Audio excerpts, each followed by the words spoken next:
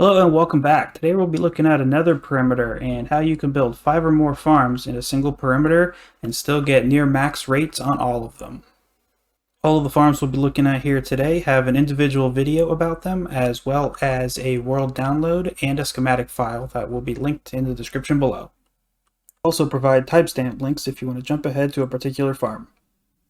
If you've been following my videos, you know that we've been working on a series of nether farms that have on or off switches, and this is the culmination of that effort.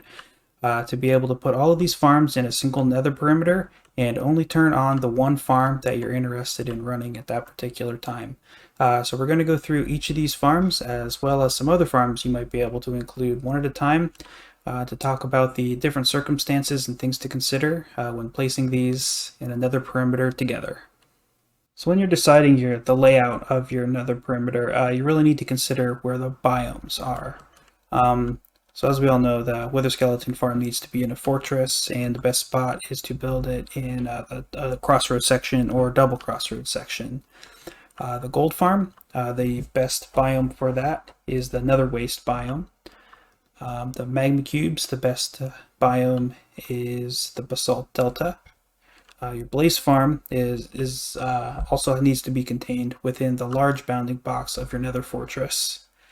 And the best biome for your ghast farm is the soul sand valley. For the most common purposes for a nether perimeter is your wither skeleton farm. So that's what this is here. You can see the nether fortress. These are two crossroads sections that are side by side. So in a normal perimeter, you really only have 1 or 2 blocks of safe space. So standing here, you have 128 blocks to all of your walls. So really, these are the only safe blocks that you can stand on without risk spawning mobs outside of your perimeter. So when you have multiple farms like this, you need to extend that safe zone. So we do that by moving the walls out. So the platforms and the green blocks you can see around the edge are what I'm calling the perimeter safe zone. You can be any place inside of this rectangle and no other mobs will spawn. So on this side here, from this block it's 128 blocks out to that wall, and from here it's 128 blocks out to that wall. In this case I didn't need to move that wall in the back, and likewise over on this side. This last wall is 128 blocks from here. To illustrate that, we can move outside of this safe zone, and if you keep an eye on the counters on the right, as soon as you start getting outside of this, you'll start spawning all these mobs. So those counters are showing mobs that aren't contained in any of our farms. They are likely on the other side of that wall. But as soon as we move back inside of this square, you'll see those numbers quickly go back down to 0. With the exception of striders, which are passive, so they have slightly different rules. If you note inside this perimeter, part of the floor and part of the ceiling is covered in green wool. So that is the amount of space above the minimum perimeter size that you would have to dig. So this perimeter, it is bigger than normal perimeter, just by a little bit. But by digging that little bit extra, it does allow you for a whole lot more utility in having up to 5 or more farms inside that perimeter. Just so happens that in this particular nether setup, the Soul Sand Valley is pretty far away from where the other farms are located. So that farm wasn't able to be directly connected with the paths. Another important note about the gold farm is that the gold farm, you want to be in another waste biome. And because it's going to be likely pretty close to your wither skeleton farm, you need to make sure that it is not contained within an individual nether fortress segment.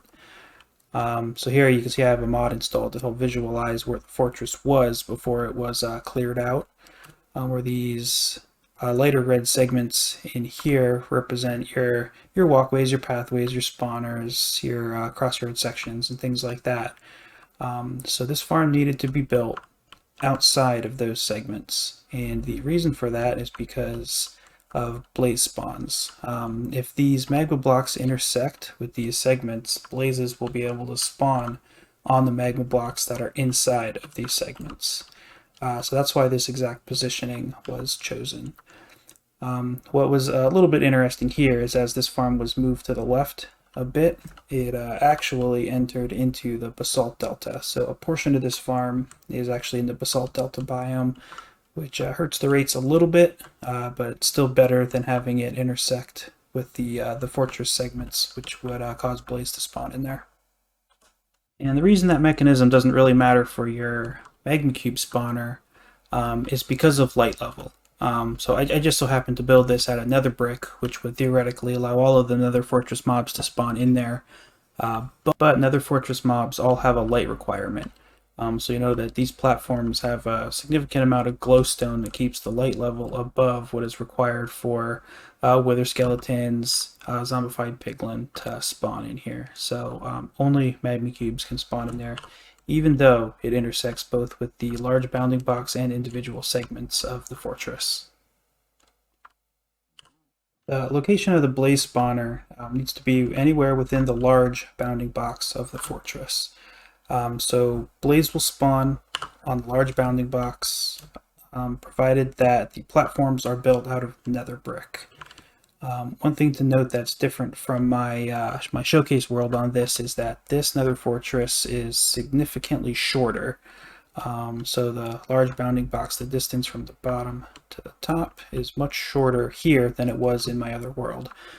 So this farm was pretty heavily modified in its dimensions in order to get the best blaze spawns, but the mechanisms are all still the same. A few platforms were removed from the top, and I actually extended each platform out horizontally. I think the original limit was here, so I extended each of them out 6 or 7 blocks, basically the distance of flowing lava. So you have a single source here, it flows over, and we have the blocks arranged in such a way under here so that it flows to still match up appropriately with this drop chute. Another thing you'll note is that some of the glass is replaced with blocks, and the reason for this is light level. With the 118 light level update, wither skeletons, they still follow the same spawning rules as overworld skeletons.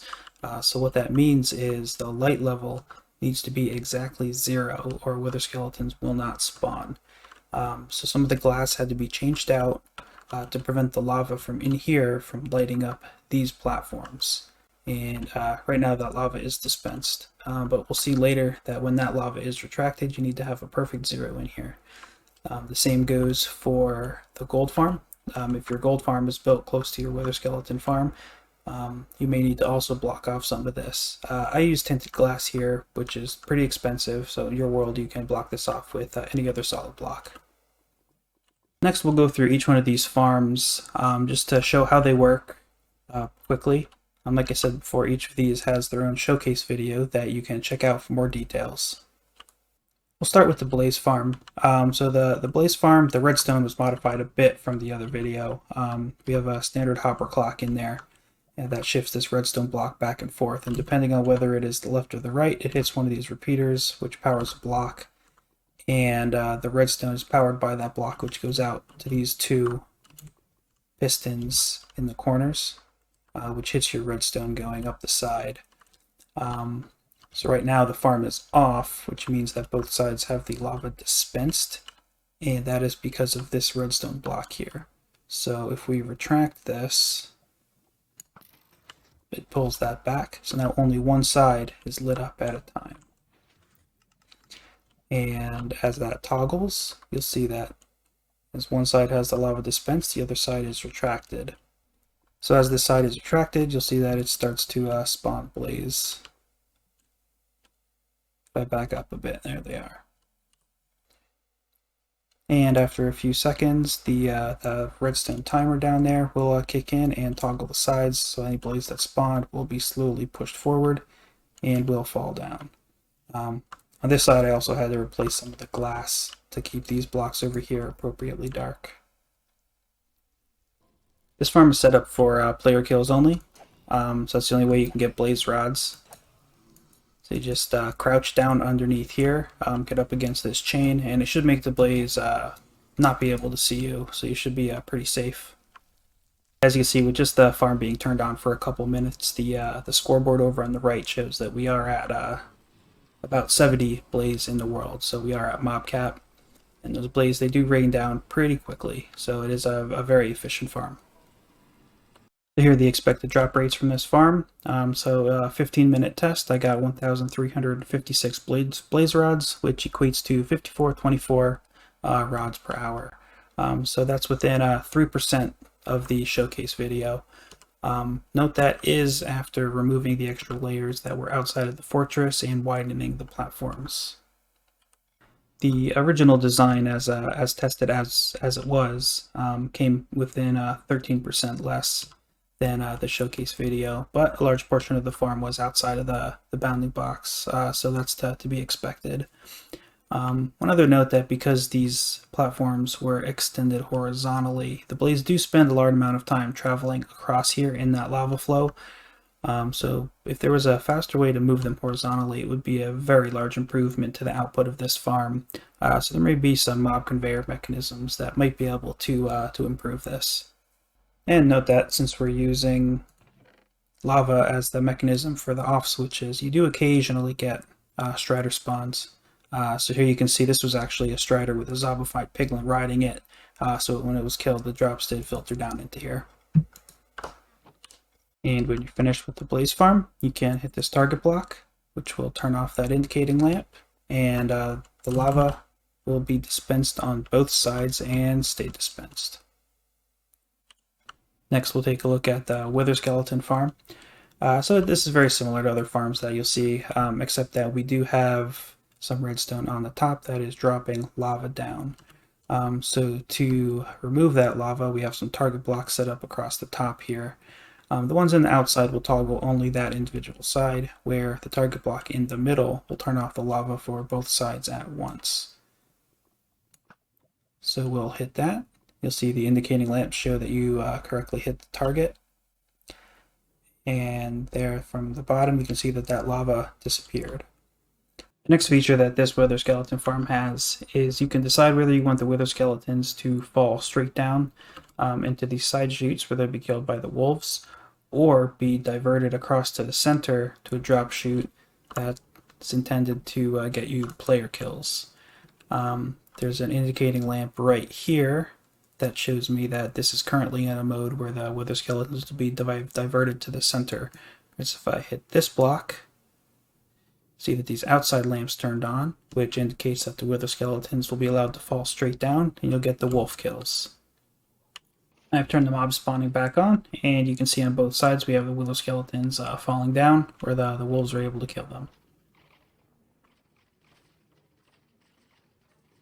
Another thing to note that as a consequence of the 1.18 update, this lava blade here, which is intended to reset the fall damage, it does actually produce some light in here. So this first platform does have a bunch of space where Wither Skeletons are no longer able to spawn, because Wither Skeletons need a light level of 0 to spawn now. So there's a potential improvement for the future. The expected drop rates for this farm are around 552 Wither Skulls per hour, which is a little bit less than my showcase video, which was able to get 720, which is 23% less. And the reason for that is my showcase video actually did not have a did not have a nether roof. So the perimeter that I built for that video, I removed all of the bedrock above the farm. Which apparently does have a pretty big impact on this. To illustrate that point, when I was testing this, with the wolf kills, I did a 15-minute test, and I got 160 Wither Skulls per hour, where I repeated the test with the roof removed, and it went up to 184. So the only thing that was changed was the fact that I didn't have anything in the chunks above the farm. And that effect was even greater when we'll look at the Ghast video, or with the Ghast farm in a little bit. The storage system for this farm was my design, which actually does not quite keep up with this farm in player kill mode. So if you're looking to run this for long periods of times getting player killed, there might be some other better options out there, but my item filter option is probably simpler, so that is up to you. Next, we'll take a look at the gold farm. So this farm is a modified version of Gnembon's farm. So you can check out his video. His video goes into a whole bunch of detail on the spawn mechanics and other gold farm options that I don't go into here or in my original video about this farm. As you might expect, this farm also uses lava to prevent spawns on the platforms. There are 4 lava dispensers per layer that put lava out in such a pattern to prevent all zombified piglin spawns. Looks like there's some striders in there that I killed with the kill command. So most of this farm is pretty similar to Gnembon's design. There are a couple extra blocks that were added per platform in order to allow this switch mechanism to happen. I did update this version to have the same number of platforms as Gnembon's design, where my original showcase video had a few less. Like the other farms, this farm is turned on by hitting this target block. And that target block hits some redstone, which activates all your dispensers, where your redstone signal travels up your side and retracts all of the lava. So I've turned the mob spawning back on, and you can see pretty quickly we have a ton of zombified piglin falling down here. So like Gnembon's design, you can switch this back and forth between drop kill mode and player kill mode. Hitting this button will push forward some honey blocks that are in there.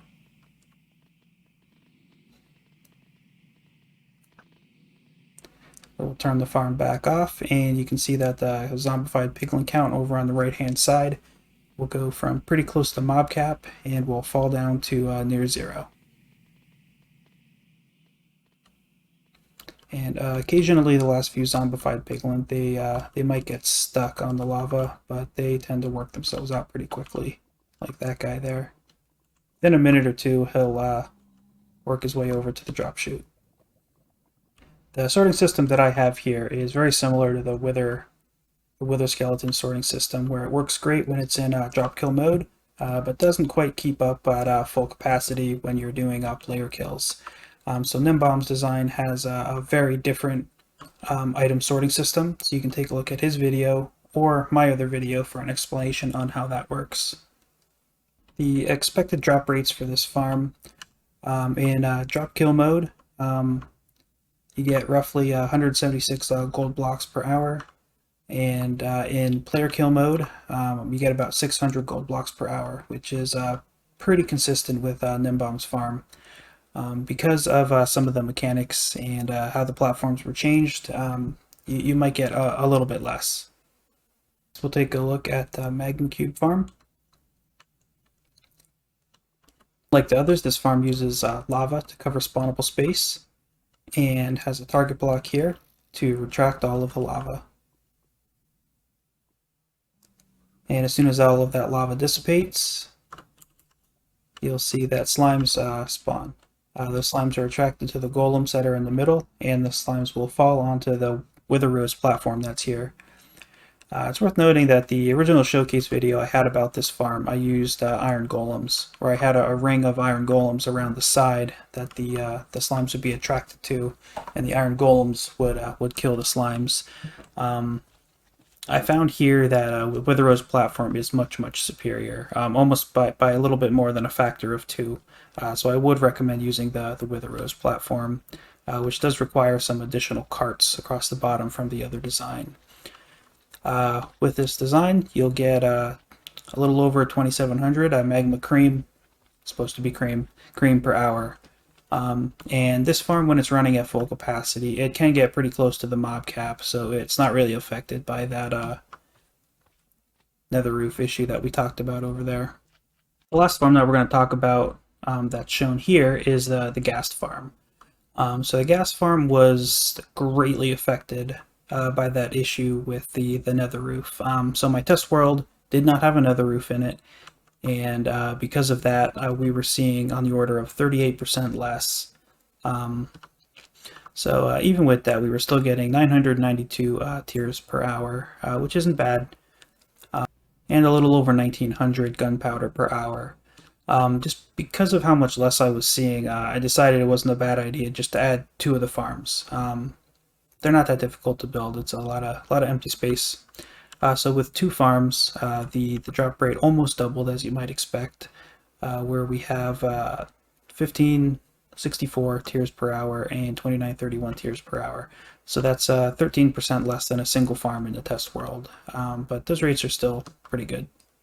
It is important that if you decide to build two farms that you leave at least 16 blocks between the lower farm and the upper farm, as in Soul Sand Valley's ghasts cannot spawn within 16 blocks of another ghast. Because of the biome layout of this nether, this farm was kind of built off to the side. So in a real world, you would need to maybe extend this path over here to turn these farms on and off. Of course, these two switches, they could be combined into a single on-off switch without too much trouble. Hitting that the target block, it pulls up all the blocks across the bottom. Just to show this again, this will push blocks down, and that prevents the ghasts from being able to spawn down here as soon as these die off. And retract them back up. If I can hit this. And ghasts immediately start to spawn. This farm is where I really strongly notice the effect that having the roof above it has.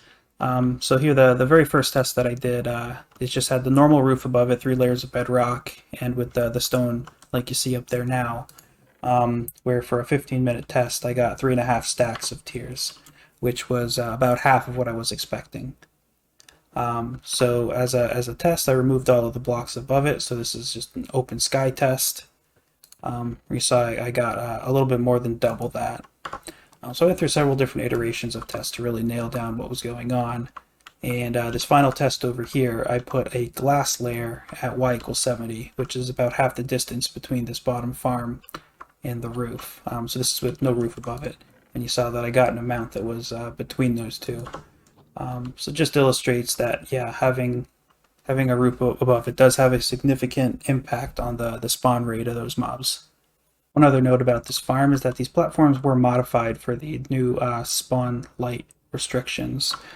So because in a Soul Sand Valley the only other mob that can spawn is an overworld skeleton, you only need the light level to not be at 0. So this platform was reworked to only have glowstone in a grid pattern to prevent light level 0. So the glowstone is much more spread out than in the original design. So those are the 5 farms that I was able to include in this nether perimeter, but there are 2 other farms that I'm going to look at real quick that you could consider putting in your perimeter depending on how your nether is set up and your circumstances. Here's an alternate version of the Ghast farm. This Ghast farm is tailored to be able to be built in the nether waste biome.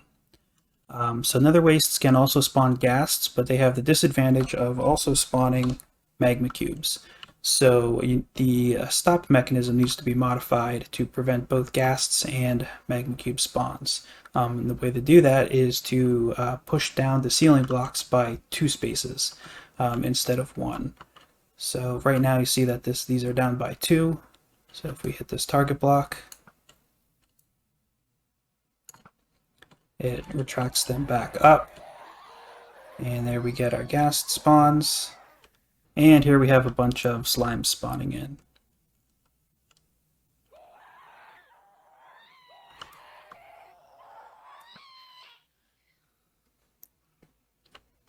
And after hitting that target block, within a few seconds all the ghasts are killed, but the slimes do take a little longer because of the wither rose placement. They do have to jump around, and because of their splitting mechanism, they do take a minute or so before they are all killed off.